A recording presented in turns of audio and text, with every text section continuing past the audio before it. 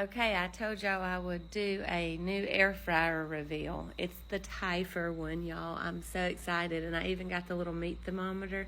Look how nice that is, and it's so quick, too. You don't have to stand there forever waiting on it to read. Anyways, this is the night I did the chicken wings, so I'm going to show y'all how I did it, but first you got to have ranch. You all ask me all the time how I do the ranch. So I use a restaurant-style buttermilk ranch packet. And it calls for a cup of mayo, a cup of buttermilk, and a packet. And I do follow that recipe somewhat, but I use a little more mayo and a little less buttermilk because I don't want my ranch to be so runny. But that's all I do. I know that you can make it from scratch, or you can add other things to this packet to spruce it up a little bit, but this is just the way I like it. And then I always make it first and put it in the refrigerator so it can get a little thick. And so now I have a question. Do y'all do this right here, what I'm doing? Do y'all cut them apart like that? It seems like you do. And because every time you eat wings at a restaurant, you just get one or the other. You don't get that whole thing like that. So that's what I did anyways. It turned out real good. I'm fixing to show y'all how I did it. But I'm going to do this whole pack of wings right there in that air fryer all at once, too, all at once. That's what I love about this air fryer. It's got a flat tray instead of a deep basket.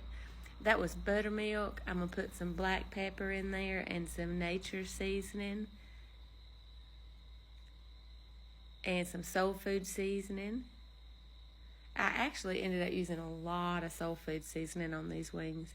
And then I added a little bit of smoked paprika, but not too much.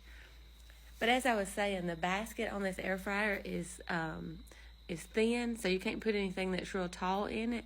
But you could do like a whole pizza in there because it's wide.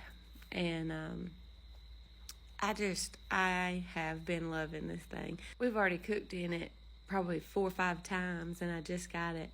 Oh, and I sprinkled some baking powder on there too. Somebody had told me that makes it better when you're trying to make them crisp up, you know. So I'm going to spray this basket and put the wings in. Look how many fits in there. Y'all hear my crickets? See, that's what I mean, because if it had one of those deep baskets like most of them, then you can't stack them or they won't cook right.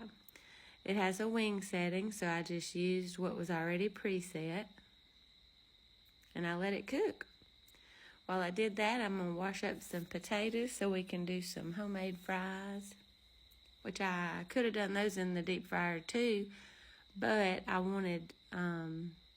didn't want to let the meat get cold while I cooked the fries, so I decided to do the fries on the stove top. So I got them all cut up and washed up, and now I'm drying them off. I use peanut oil for frying, y'all. But I got that hot, and I'm going to put about half those fries in there and let them cook. Meanwhile, the cook on those chicken wings was done, so I took them out and checked them, and they are done, and you could eat them right here like that, but I like my wings to be a little crispy, so I flipped them over so that the other side could get brown. And I'm so glad I did because they turned out absolutely perfect. So once I flipped them over, I just sprinkled a little more soul food seasoning on them and put them back in there. Oh, and I sprayed a little cooking spray to help crisp them up. But I just put them back in there on that same wing setting one more time.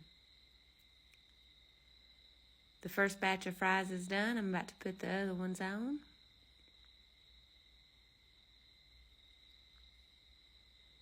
And to my fries, I'm going to add some Papa Earl's seasoning and a little bit of salt. Okay, the wings are done, y'all. They were perfect. I'm telling you, if you don't have this air fryer, you need to get it right now. Just let me know if you want the details on how to get it. I can get you a discount. But I ate it with my homemade ranch and homemade fries. Ooh, that was a good meal. I love you. Stay classy.